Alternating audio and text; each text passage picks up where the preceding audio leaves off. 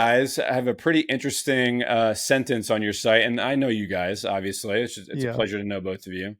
Likewise. But there's a sentence on your site. It's really kind of the cornerstone of Rudy's story, origin story, and it sentence says we were spending 30K a year just to keep us functioning, just to keep Josh functioning Yeah. specifically.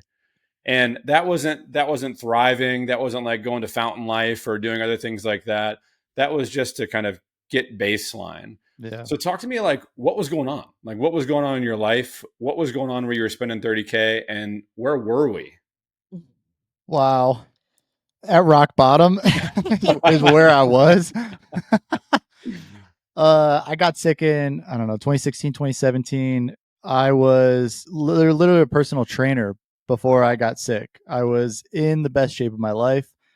We went to California and we were hiking. I started to notice symptoms like shortness of breath. I started to have back pain, anxiety, which is something I never experienced in my life. Then really deep depression and nerve pain. And the list just like it was a snowball effect of symptoms.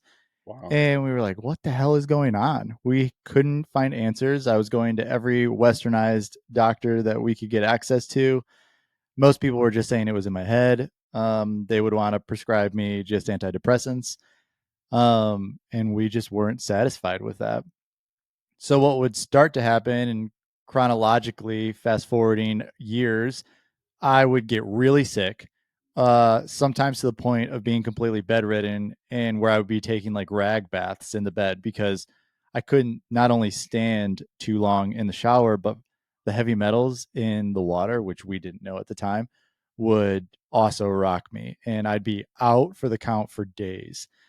Um, and so what would happen is 6 months I'd be really sick, and then out of nowhere, all of a sudden my symptoms would go away and they'd be present but suppressed. Mm. And so we weren't having it. So we went to every doctor we could find, and we lived in Nashville, Tennessee at the time, and just spent money like crazy. I think when the conventional route kind of left us hanging, I mean, again, we would go to the doctor and he would say, like, here's some Prozac for your nerve pain and insomnia and just like so many symptoms. And I'm a nurse by trade. So I just was not sad. I was like, this is very clearly a symptom of something deeper. And yeah, I'd be depressed too if I had chronic shooting pain down my legs every day. Like, Totally. yeah. So we went the kind of functional medicine route, which got us a If few you're more not answers. familiar with, is just so Yeah. I expensive. mean, we were like $400 just to see the doctor for 30 minutes. And it was like, that doesn't include any of the lab work and all these other things. So, I mean, we just were desperate for relief. It was like at the time we didn't even thriving wasn't even in our radar. We were just like, can he still, like work? And so yeah, we were definitely at rock bottom then. And maybe a reason why I got into chronic illness in the first place, but also I think why I got out of chronic illness is I'm just a bull. I put my head down and will run Yeah. through brick walls. And so when I got sick, especially at the first half of my, 6 or 7 year experience, I was like, tell me anything. I will do anything to get out of this because I felt like I was living hell and I'm going to do it to a T. So kind of the mentality of that was let's hit it at every angle and Mm. see what works. And nothing worked. I mean, we did every diet you've ever heard of. AIP, paleo, vegan, like we done it all. And we had done every test that was on the market. Um, People were recommending crazy things. I started doing EMDR. I went to therapy endlessly. I was EMDR, like, while it was a good gateway drug for me, I was doing it as intense as I could. It was like an hour and a half a week for 8 months straight, and I didn't miss a week. I was just flushing everything. And what would happen is I'd start to see some symptoms suppress, and I'd be able to go back to what I thought was my normal life at the time, and I'd feel really healthy, and then I'd tank again. And that was just my experience for 6 or 7 years. And then the last time in 2020, when I was my sickest, things were really good. Like, I mean, COVID was happening, so there was that stress, especially like just from an economical perspective. I didn't know what my business was going to do, but we had bought land, we were building a house. I was again in some of the best shape of my life, and I tanked within a week. And it was so bad that I was essentially just in an anxiety attack for a month straight. The nerve pain was so excruciating that I couldn't get out of bed. Um, yeah, and that's when I was at rock bottom. But my like accountant and my financial manager would be like, "Do you realize like a decent amount of your salary is just going to your health?" And it kind of woke me up of like, we're spending so much money on keeping symptoms at bay, and it averaged, I mean, some years we were spending 50 or 60,000, but it averaged out to about 30K a year inside of that 6 or 7 year period. And it wasn't working. And that This is pissed me so off. wild. Yeah. And I want to direct this at you, Erin, because you mentioned obviously your background in the healthcare space. Hmm. Um, I've seen so many people with stories like this, right? My wife is actually included in this, where Mm-hmm. you have like these symptoms that are just, like, it's your head, it's this one thing. Yeah. And like traditional Western medicine stops at levels and it leaves a lot of people high and dry. I'm Hmm. curious, especially because you guys are so deep into this and you've been through the ringer. Why? I know this is a pretty loaded question, but like, Yeah. why is this happening and why is it okay that like we're Yeah. not going to the places that we need to go to allow others that fall into these camps to begin their healing journey? Yeah, I mean, it is definitely a big question. I think ultimately it's reflective of a cultural issue, really. It's like we think about we are this very like microwave sort of society, like we want a quick fix now. And so um, people now are waking up to the fact that that really isn't true healing, a pill for every ill model. Like we're tired of it. We realize that um, it's not fixing anything, it's suppressing. And so people are waking up to this more. And we spent a lot of years kind of being angry at doctors. Like I will totally say that. But I also have worked hand in hand with doctors for a lot of years, and I know that the vast majority of them are well intentioned. Like they get into this field because they want to help people, but there is so much history with Western medicine, and I won't dive into that rabbit hole today, but I mean, it's deep. It's deep, just like every other, crack in our societal makeup, but it's profit driven. It's like there's so many things that make it really challenging for conventional Western doctors to really actually help people. So, yeah, I think when we found alternative kind of therapies and things like bioenergetic testing. For us, it just felt like it went so much deeper. And even though, I don't know, a lot of doctors probably would look at us and call us quacks, maybe, like, look at the living Look proof at the next to me. results. Yeah. Yeah. And I work with people every single day that are truly moving the needle with their health. People that, just like Josh, have done everything under the sun. So, yeah, it's a broken system for sure. I think ultimately it's profit driven, it's not people driven. So that's really, I think, the biggest Yeah, I love issue. the phrase you just said, like pill for every ill, right? It's like the Yeah. the the quick fix. And you guys started to venture into this alternative realm out of necessity, right? Just to Yeah. purely move the needle for your own lifestyle and health. Um, Walk me through like that first kind of aha where you began kind of feeling things change. And I'm guessing it was something new, obviously, in bioenergetics testing, which I want to Yeah. like get into the definitions of that and stuff in a minute. Hmm. But to walk me through that like moment where you were like, oh, like this is actually working. Yeah.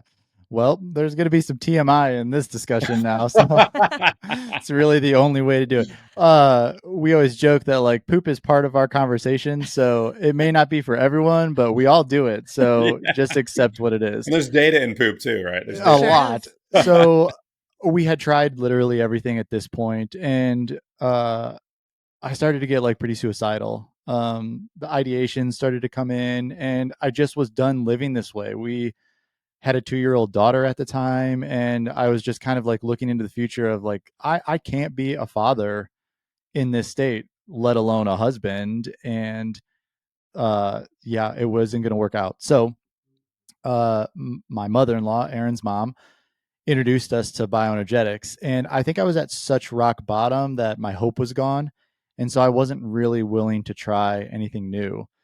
So she got it for my birthday.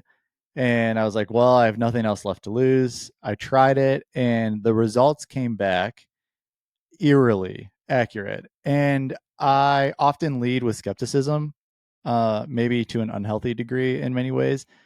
And I chose not to put anything on the health form that they request prior to the results because I wanted to see how accurate it could be.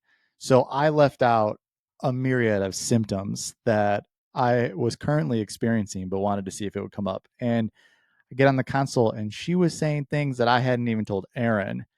She'd be like, "Oh, like, do you have this twitch in your right eye? Or have you experienced pain in your thumb recently?" Like, weird things that directly correlated to things that were going on in my body.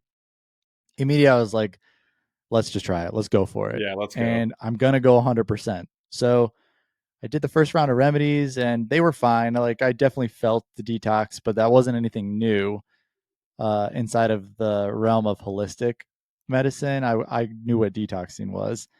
But the second scan that I did, it came back with a lot of parasites. And that was not something that was ever brought up to us inside of the conversations that we've had with functional medicine doctors.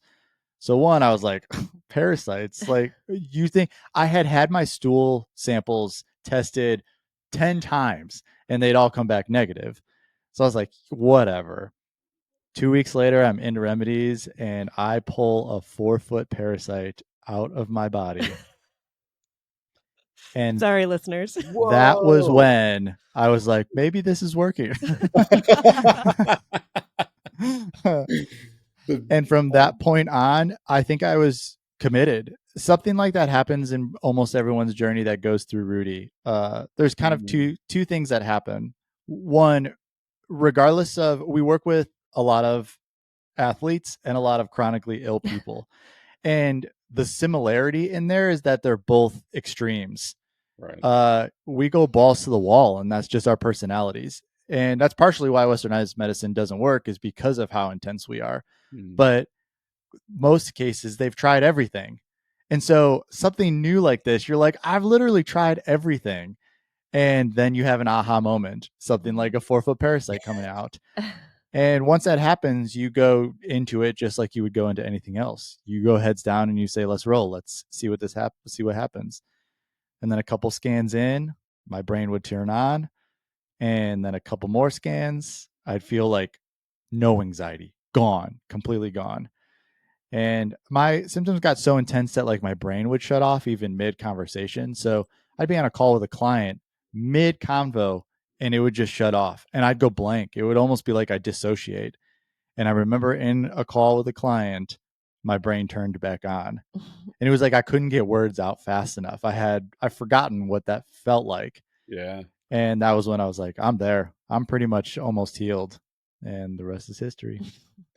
That's so crazy. Yeah, I mean, like, I love and one of the things I think is so fascinating about these modalities, specifically bioenergetics, which is my next question, is that it still feels like it's kind of like the end of the rope option, Yeah, where 100%. like most people are like, yeah, no, like I'm at rock bottom and I've tried literally everything under the sun and the moon, and Yeah. I'm just desperate.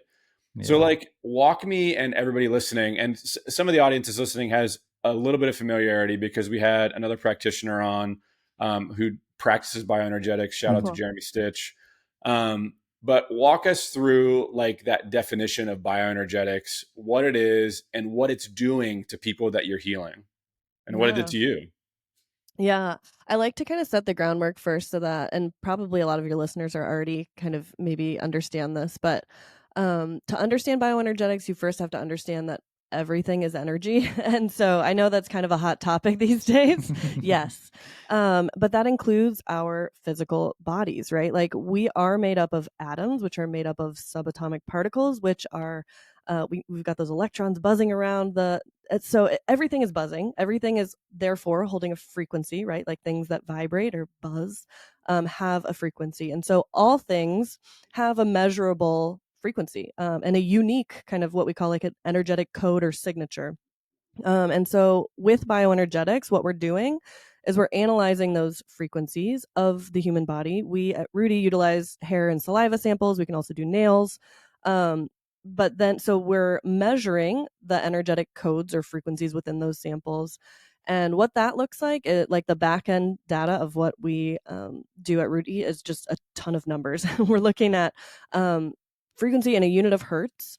So we can see where kind of within the body energetically there is stress resonating. And we know that if it's resonating higher than that optimum range, that optimum frequency, and then there can also be weakness or kind of like chronic stress, and that would be if things are resonating lower than the optimum range or frequency. So, but there's so much information that we can gather with this energetic information that we have. I like to kind of describe it as like a chord on a instrument, like on a piano. Yeah. So we have the frequency of the whole chord, right? Like all those notes put together create their own frequency, but then you can pick out specific notes within that chord, and each of those have a unique frequency. And so that's how we're looking at kind of specific areas within the body. But then, I mean, we can look at like food and environmental sensitivities. We're introducing energetic codes or signatures to your samples to see if that sends them out of balance. And I mean, we have just so much information that we can gather, but we're working with the energetic body, which is different. A lot of people just cannot wrap their heads around that.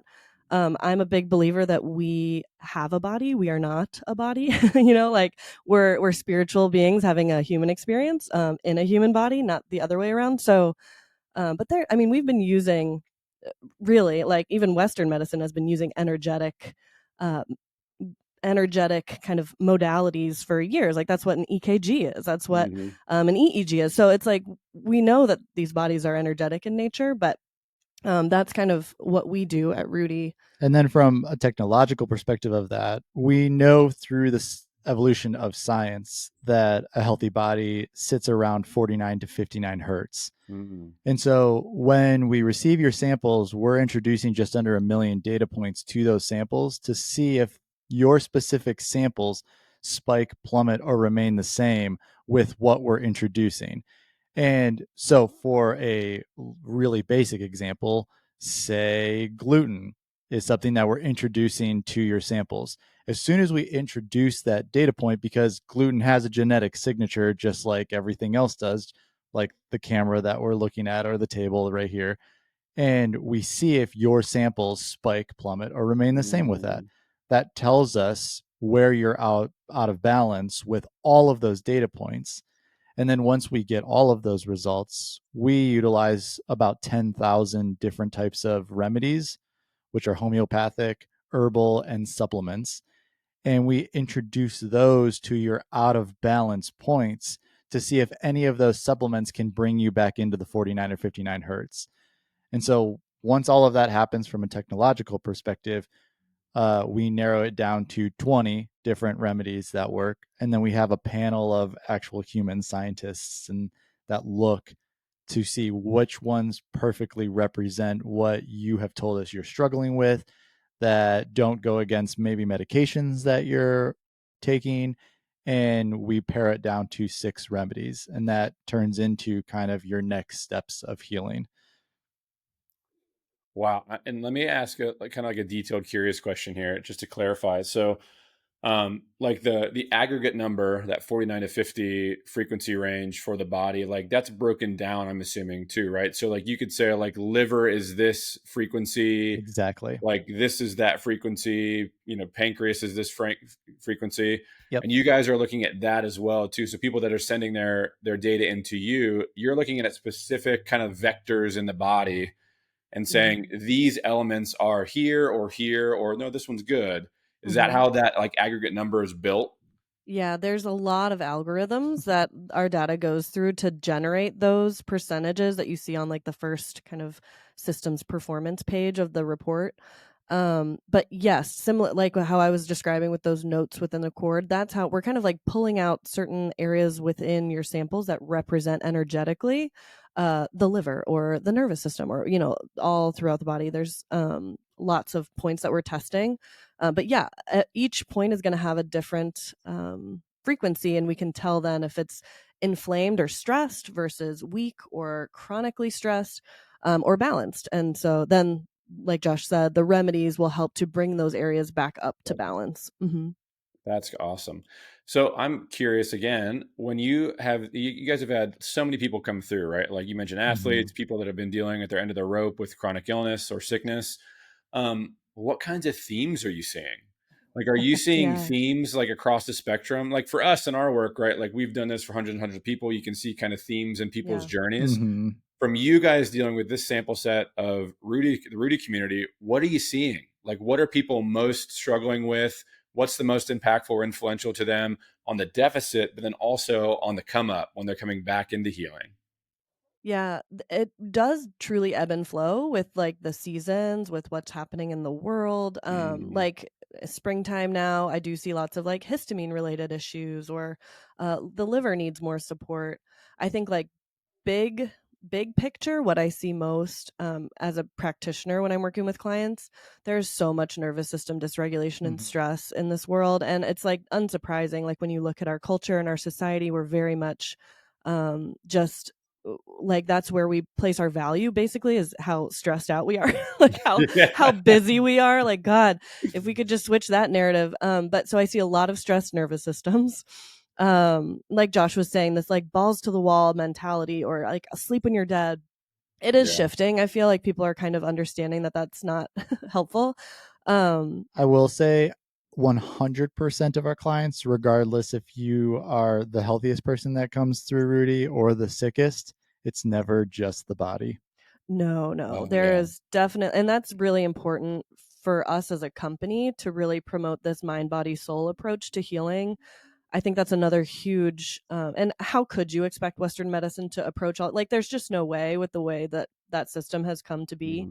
Mhm. But I we often see, and this was Josh's experience too, I'll let you talk more about it, but oftentimes we see when people are really in a state of chronic illness, it's like we have to kind of address the physical body first so that there is like some foundation to work with, because it's going to be really hard to get into the mindset and the spirituality or the soul piece of this when you are just like struggling to wake up every morning, right? So Right. sometimes what we see is there's a physical healing, a few layers of that has to be pulled back first, and then the person can really kind of get their feet wet in this like mindfulness stuff or nervous system regulation. And in some ways it's all kind of has to happen at once, but then oftentimes that last piece is this like soul stuff, which is very gray, right? Like it's not black and white like a lot of the kind of physical stuff is or feels.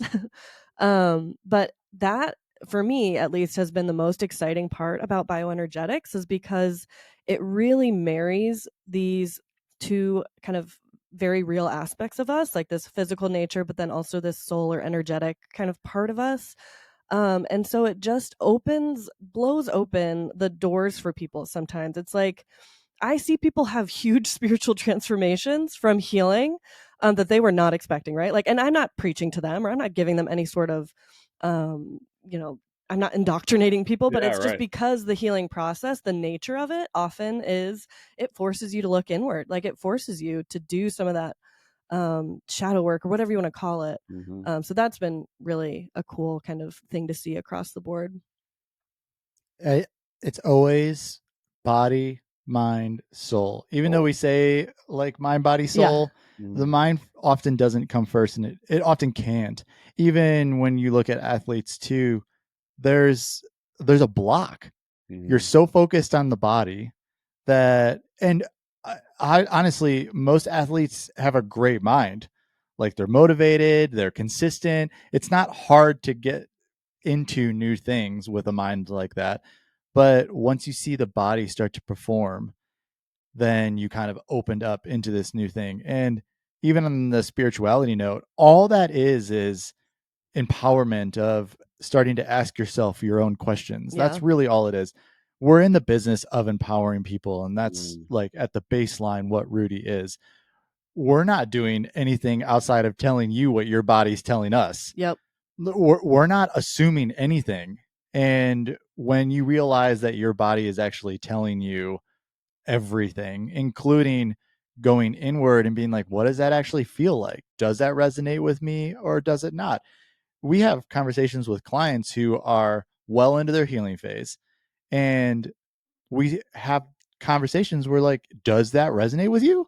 Like, it doesn't have to. Yeah. Empower yourself with that knowing, because your body is the one that's telling you this. If you need to take a break, take a break, or like go celebrate your wins for months. Yeah. Like, Yeah, you you're don't have to be done for a healing right while. now. Right.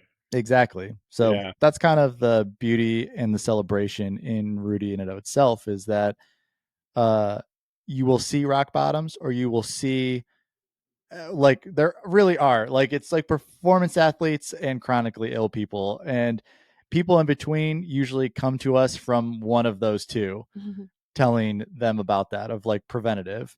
But you see all of a sudden the light bulb pop on, and it's almost just a journey of celebration from that point on, which is really beautiful.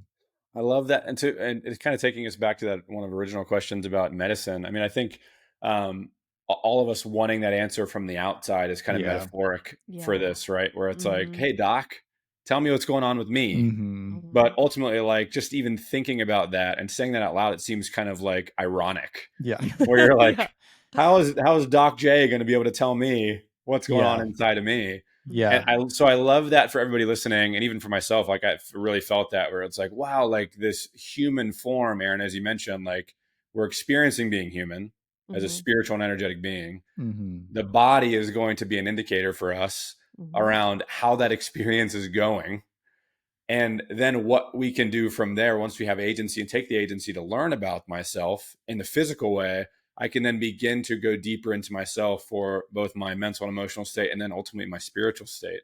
Mhm. So talk to me about that stuff. Like, clearly, we geek out about we geek out about that stuff here also. But what, maybe a question to lead us into that, is, what do you do then through Rudy, if anything yet, to begin to approach those realms of the mental and the spiritual space?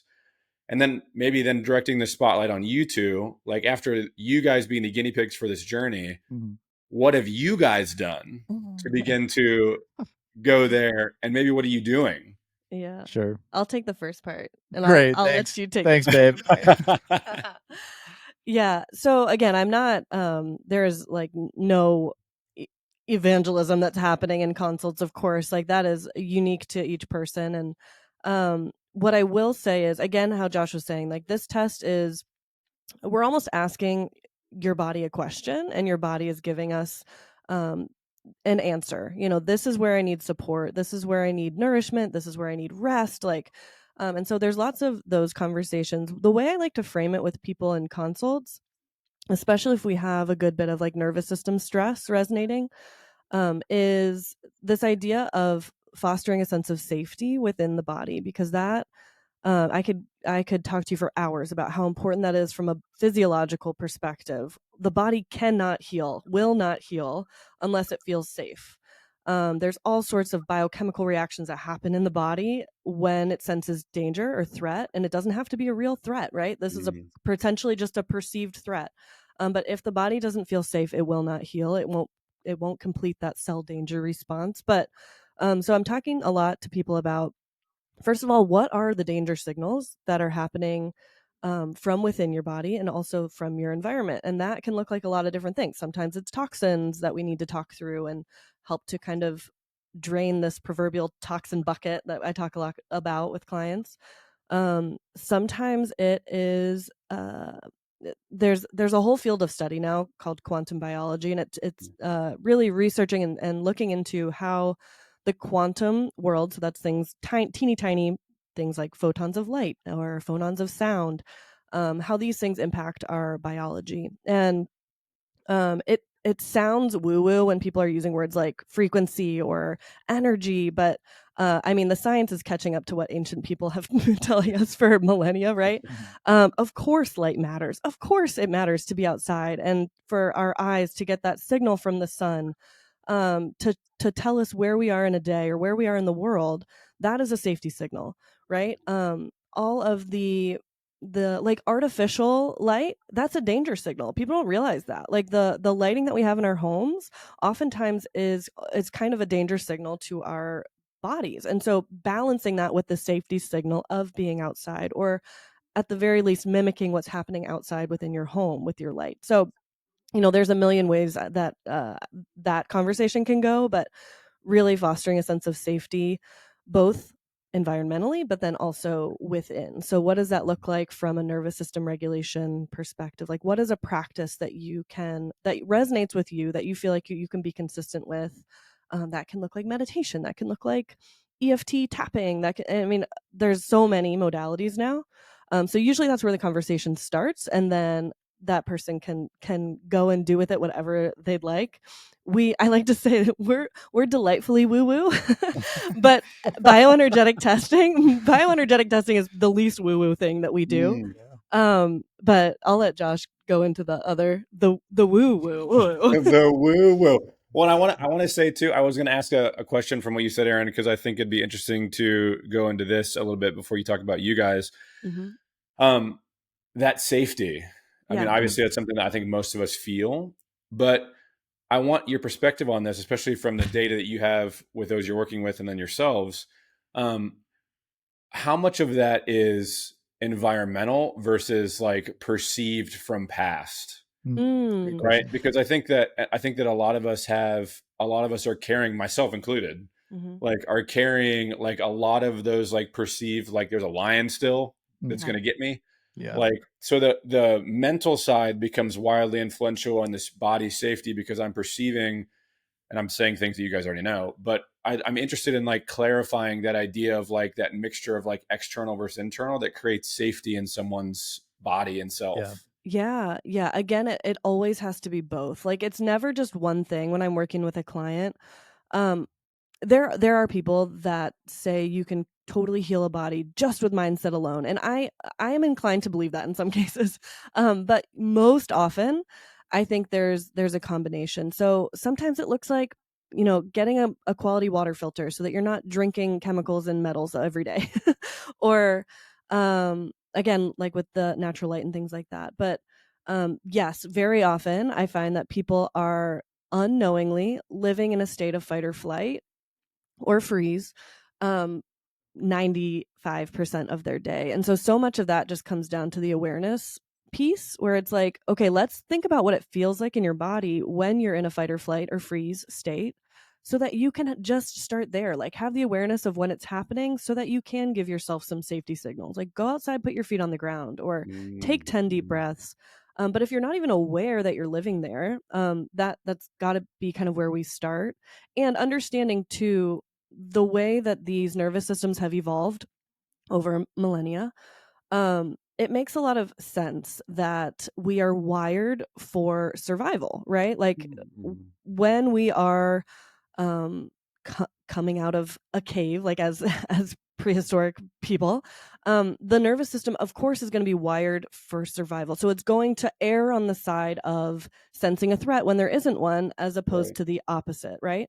So cutting ourselves some slack and knowing, like, I, I'm wired this way because of the way that humans have evolved. It's not a moral failing on my part.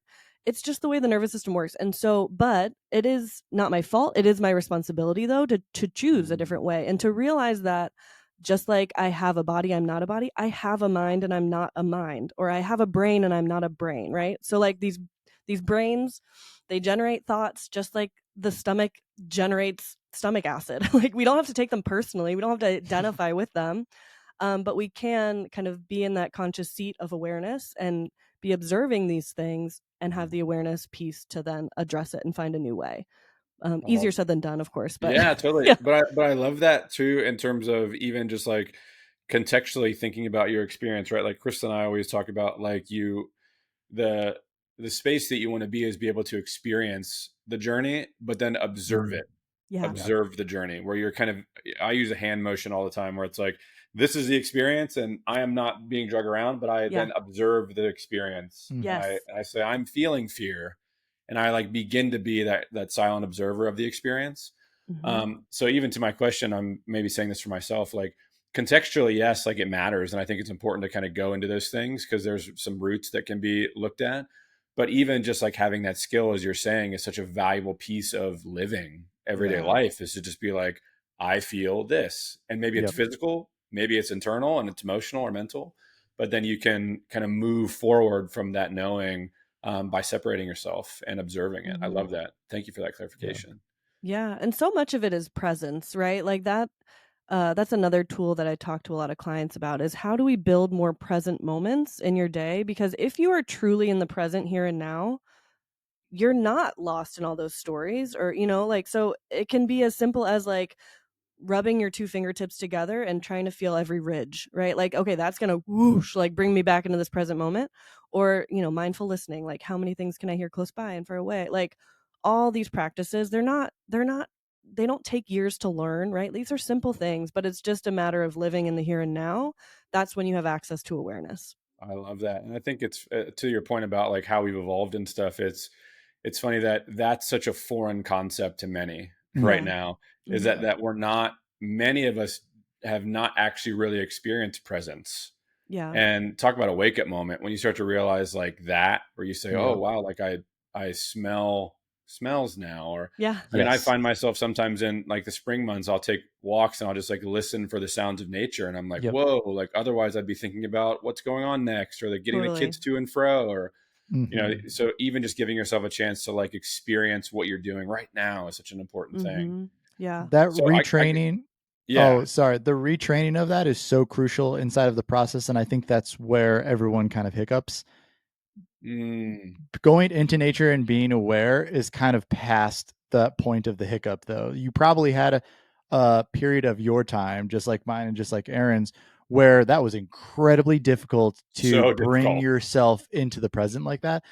So I encourage people that I talk to one, not be hard on yourself. Like abundance of grace is the starting point, but then find ways that will trigger your awareness to become part of the present moment. So when I was super sick and I started to get all into this idea, we live kind of near a private airport. And so not all the time, but a couple times a day, we'll have planes fly over our house.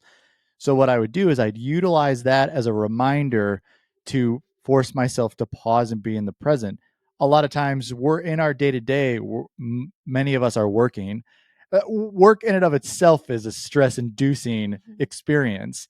So I'm constantly tense. I'm writing emails, communicating to clients. I hear a plane come over. I'm Mm, here. I'm that's cool. now. And I identify one thing in myself. Oh, I feel my heartbeat. Oh, I feel breath on my mustache. Oh, my ears are ringing slightly. Whatever forces you to get into your body. There's a step where like you go outside of your body. Like in the morning, I really focus on how many bird songs I can hear. And it's kind of like turned into a meditative practice, but I already feel safe inside of my body. I already feel like I know my body well. And for many people, that's not the case yet. Mhm. And so recognizing, oh, my heart's beating and working for me. Or Mm, if I focus just on my hands, they're inevitably going to tingle. And showing how much power you have within yourself, I think, is where you kind of overcome that hiccup. But another point to that, too, inside of our entire conversation and where this conversation may go, there needs to be an understanding that we're all bio individual mm, and that what may work for me may not work for the next. So, Phil, you and I may have had the exact same illness. Not saying we did, but say we did. Literally every single toxin that I had, you had. Our healing is going to look completely different. It's inevitable. Just because your body needs to receive things different than mine, we sit at different frequencies just as humans.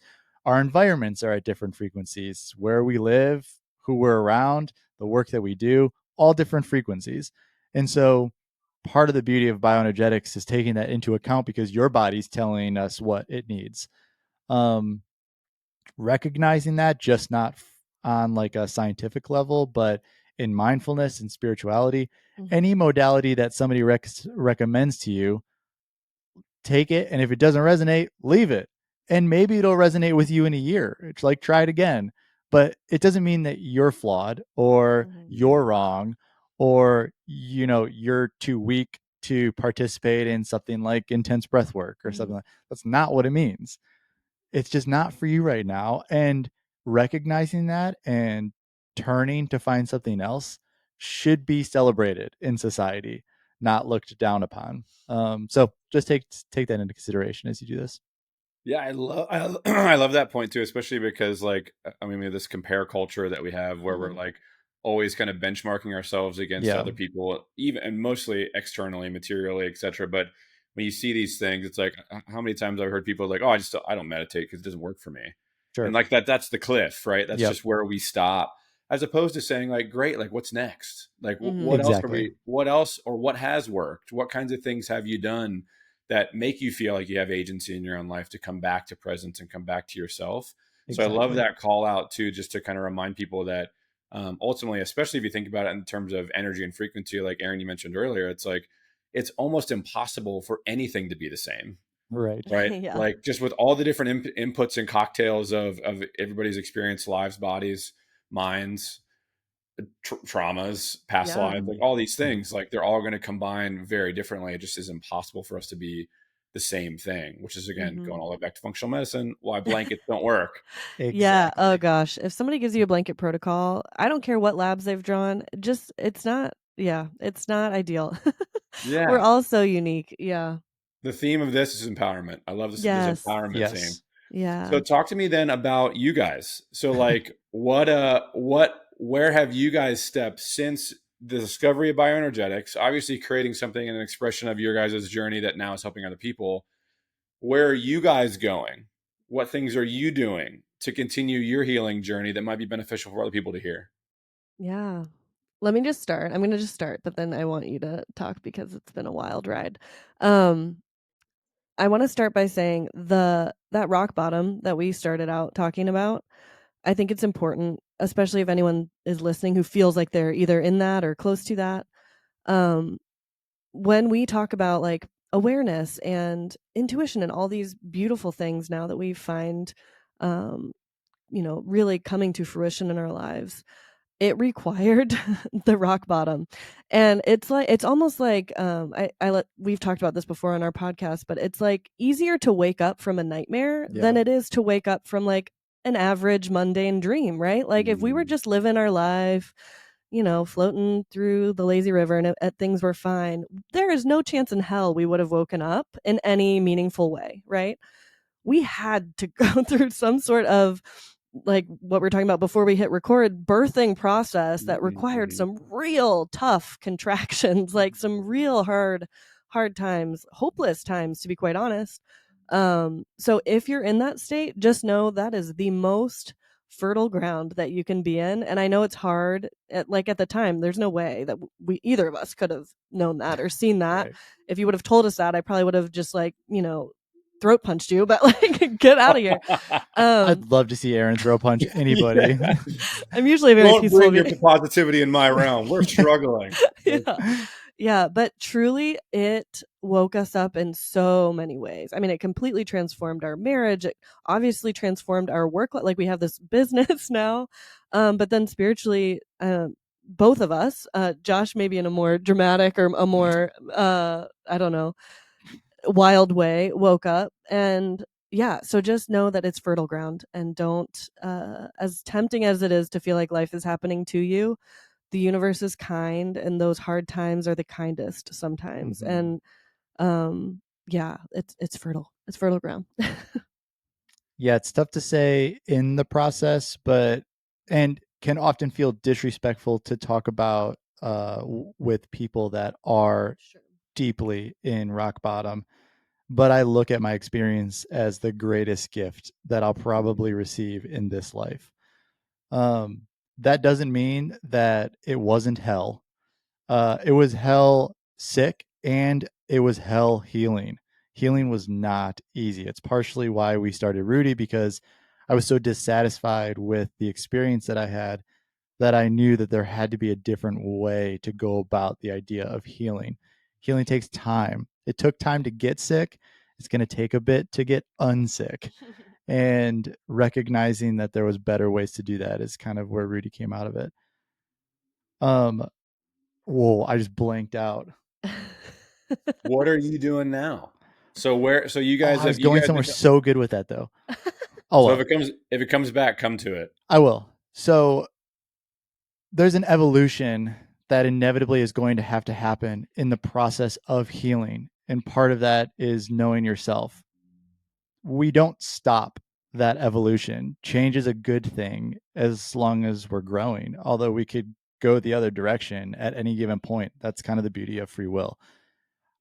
What I recognized early on is that I didn't know myself, and I didn't know myself well at all, which then led to I really didn't love myself. If anything, I looked at myself as my biggest enemy.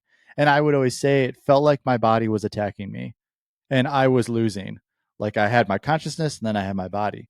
When in reality, my body was fighting so hard to try to save me and giving me every sign in the world.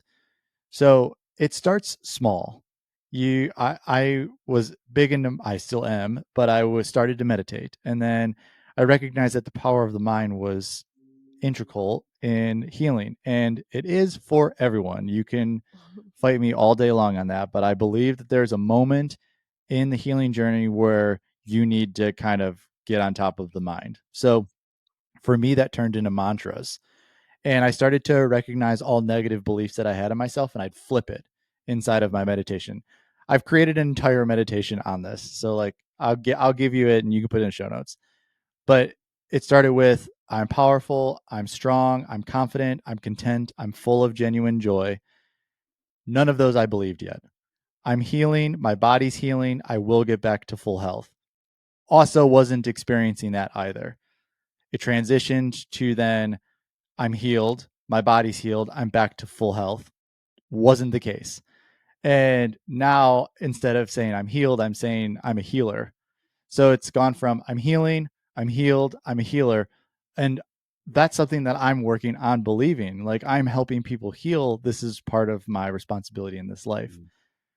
The modalities that we tried were endless.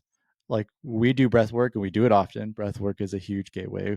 We've done plant medicine, do it legally, and we've tried everything in between. Once that awakening happens, regardless of what that is, it genuinely, like we were talking about, could just be awareness. Could be awareness of self. It's something we aren't taught to do. We're, if anything, regardless of if it's like religious construct or just societal construct, we are taught to take ourselves outward, Mm-hmm. be considerate of others, be focused on others, out, material, anything. And we forget to look inward. So that's a, like we continue to do that. Every single day I'm looking inward. I've had experiences just as it would be where with all of these experiences you start to recognize that like the universe is inside of you and all around you, and that just opens up new things. I don't know if we want to talk about that or not, but um I think that's an experience for almost everyone that's been in a similar position as myself. Um, Regardless of if that is becoming like a psychic medium or it is just feeling so connected to the earth and you can't describe it, that it feels like home. Or it could be with people. Like you just start to see things in people that those people aren't even seeing in themselves. I think that that's where the gifts start to come out, where once you've gone so inward, inevitably it starts to mirror externally. And as you go in, so does it come out instead of the other way around. That's kind of been the most beautiful experience of probably where we're at right now, is we're starting to see that fruition of this was years and years and years of hard work. And I'm not, I have zero plan to stop anytime soon. I am so obsessed with opening at this point that I just want to find more and more out about myself. I don't think I'm flawed. I don't think that there's anything wrong with me. I just have found that over my experience, the more I go inward, the more it benefits everyone else around me, including myself. And that ripple effect, I think, is something that we're not often talking about. We talk about a lot of the things that we should be doing. And we always say, like, don't shit all over yourself. Like, why are we doing this? Go in, see what's there, keep going in, and don't stop. And out of that, that ripple effect, I think, is going to be way bigger than any external experience that you create for yourself. So good. So good. I mean, you're saying a lot of words that are very resonant with myself, with my wife, with us. Mm. Um, I'm debating if I want to ask this question because it could open a can of worms, but I'm going to do it. So We got the time. I'm fascinated by this idea of human belief. Like I'm Mm. fascinated by human belief. I mean, you see all the stories in popular culture from the Holocaust survivors, et cetera, to this belief. And Josh, you mentioned mantras, where Yep. you were essentially kind of cultivating belief prior to belief Yep. becoming a thing that was resonant in your body. Yep.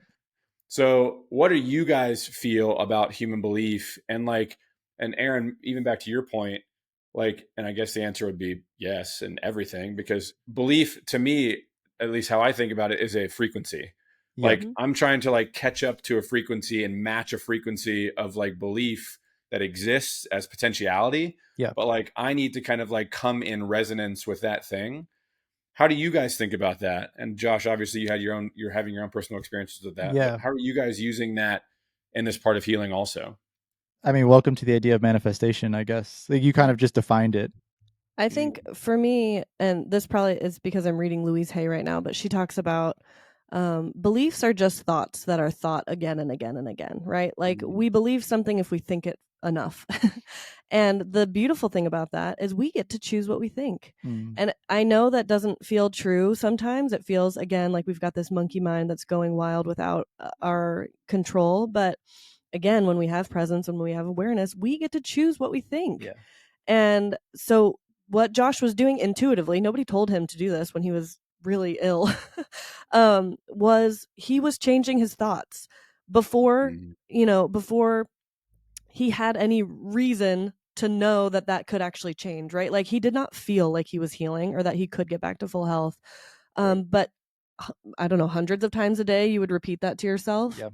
I'm healing. My body's healing. I will get back to full health. If you think a thing enough, it becomes a belief. And there's ways, I think, at least in my personal experience, that you can kind of like supercharge those Mm, things. Like for me, breath work, if I go into a breath work session with an intention, it feels like it takes a thought or a belief, yes, and it makes it just like deep in my bones, like okay, that one is solidified in there and I'm not mm, forgetting that belief anymore.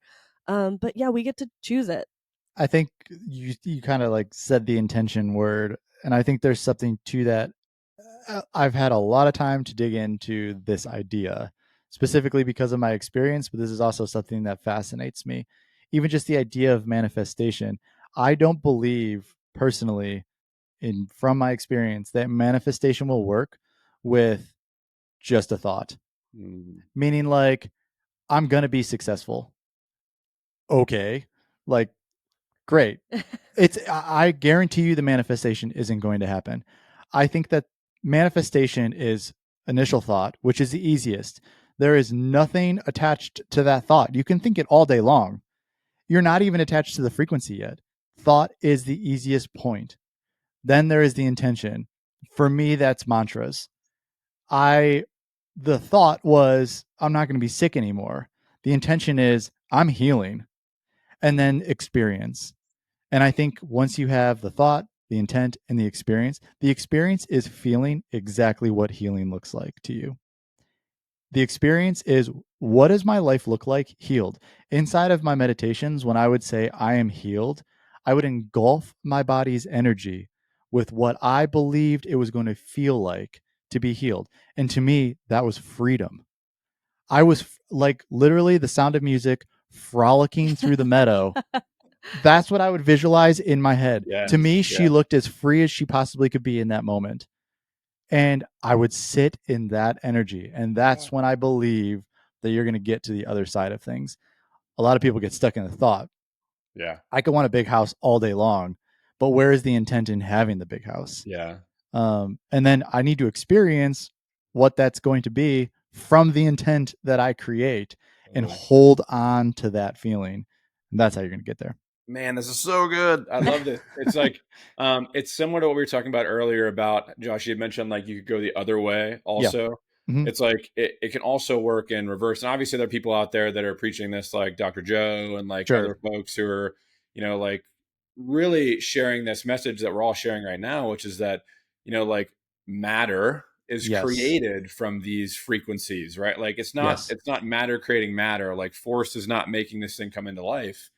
And we could go down the whole rabbit hole there too. But I love that perspective that not only is it just the thought, but it's then like the feeling. Because I think, and I think this is what you guys are saying. It's like the feeling is where that energy really begins to kind of like come into resonance with Mm-hmm. Yeah. the thought, right? You have to feel the thing to be able to begin to believe it is true. And that 100%. harmonization like makes those things become, I mean, almost inevitable Yes. Yeah. in how you experience life in your journey. On that note, too, for everyone listening, if somebody is telling you how that should feel, move on. Like, again, we're bio individual. I may feel that completely different than you may feel that with the exact same intention. Mm. If you're reading so many self helps, will tell you, hold this emotion, hold this feeling as you say this. That's not going to work. Mm-hmm. That's where the inner work comes in, starting to identify exactly what those feelings feel to you and then chase those all day long. You want to be sitting with facilitators, with people that you look up to, like even hold us accountable inside of Rudy. If we're telling you it should be one way, like walk away, because your experience is your experience. And if that's not being promoted and encouraged and then celebrated, then there's malintent, maybe even from a subconscious perspective, in that healing process. And there's just so much being taken advantage of in this space, and it's clearly something that I've experienced and Yeah. I have some emotions towards. But I just want that to be obvious here. Same with like the idea of manifestation or the idea of belief. Um, say it's like, I mean, hot topic, but just religion. Like, say you're in that religion and it is your truest, authentic self. Hell yeah. I am here to celebrate that. I will be your number one cheerleader. Um, Don't ask just, them to go to church, but yeah, I'm true. just kidding. Uh, but all I'm saying inside of that is like your feeling is your experience, and Yeah. feel that. I mean, into the deepest part of your consciousness. And that's when manifestation will occur. Love that. Guys, this has been so great. We could go for hours, We obviously. could. I'm gonna land this plane. Do it. So I like to ask people on these just because it's a kind of a selfishly curious question for me, but also for our listeners. Um, if you guys could kind of like package up your journey Hmm. in a box, and this is going to be a little ironic to what we just said, but it's interesting because I think everything's just data, and you can kind of like then cast your own vantage point on how it applies to you. Um, if you guys could package your life up in an experience and like have this proverbial box that you hand to Yeah. somebody, and they open it up and they're like, "There's a gift in there for them." What would that gift be from you guys to everybody else? Something that comes to mind immediately, which may not directly answer your question, but somebody asked me something similar at a conference we were just at, that if you could go back and tell yourself one thing during this journey up to this point, what would it be? And I didn't even have to think, it just came out, and it's to listen. Like, just listen, sit there and listen, and don't be afraid of what's going to come. Don't be judgmental, give yourself grace, but sit and not to other people, listen to yourself. I think if I would have listened to myself, I had millions of opportunities inside of my journey to listen to myself, and I didn't. And each time I didn't, I got worse. You have so much knowledge in yourself, and intuition exists in all of us. Once you start to realize that that's probably your greatest power, uh, I mean, the rest is history. I'm trying to think. There's so many things I want to fit in this box, Phil. um, a lot of it we've already mentioned, but that the seemingly hopeless or um, just the most challenging parts of life are often the most fertile ground for growth. And then sticking with this metaphor, I guess, of fertile ground. For me, a challenge is again, Louise Hay talks about this. It's why it's fresh on my mind. But speaking of this fertile ground, oftentimes when we first see these little shoots of growth, say we're planting a tomato seed and we see the little shoot come up, it's so tempting to be like, that's not fucking tomato, and like smash it, right? Like, that's not what I was wanting, or what I was like, hoping for. But it's like, of course not. Like, it's the first little shoot. Like, keep tending to the soil, keep providing the light and the water and the whatever you need to get that tomato plant to then grow and then eventually produce unlimited. This is the most exciting part. Like, unlimited tomatoes. That's the goal. If you can just not squash it at its infancy. And we're just all so hard on ourselves. Like, every person I know, myself included, is so unnecessarily hard on ourselves. And it's like we're all just doing this human experience the best that we can. Mhm. We can do it like it's a burden, or we can do it like it's a part of the dance, right? Like, we can have fun, we can play, and we can water our tomato plants. Gosh, Erin, you have so many like beautiful metaphors, like She does. like how you explain the bioenergetics. That was like spot on, and then like the tomato, it's just like spot on. And our teacher used like the fertile soil too, and it makes a ton of sense when you think about it in terms of like being the farmer that's cultivating a plant that then would nourish you forever. Yes. Like Yeah. that's such a beautiful way to like visualize this journey, this conversation, guys. Thank you so much, not only for your time today and this conversation that I felt, and I'm sure others will feel, but just for what you're doing as Thank you. people in the world, as raising a young one that's going to be inevitably impacted by your guys' journey of healing, and all else that is you right now. Super grateful for you guys being a part of this podcast and part of our life. Where can people find you? We'll include stuff in the show notes, obviously, but just to hear it from you guys' mouths, like where can people find you? Where's best to get in touch, learn about you both and Rudy? Go for it. Well, you can go to rudy.life. That's our website, ruti.life. At rudy.life is our Instagram. At rudy.life is our TikTok. Erin's always throwing a lot of knowledge on both of those platforms. At Joshua Blatch is my Instagram. Erin's I'm is the hippie nurse, HIPPIE nurse, the hippie nurse. Yeah. And DM anytime. I encourage everyone that I talk to, like, it is not crossing a boundary coming into my DMs and asking me any question about your health journey. Yeah. I am here for anything, and I'm not afraid to talk about anything. And I'm an open book. So if you're out there and you're struggling with any sort of illness, reach out and I'll just be by your side or just be your number one cheerleader, if that. So yeah, it's an open door. Love it. Guys, thank you again. This has been great. Appreciate you both. Thank you. Thanks for This having was us. awesome. Appreciate you.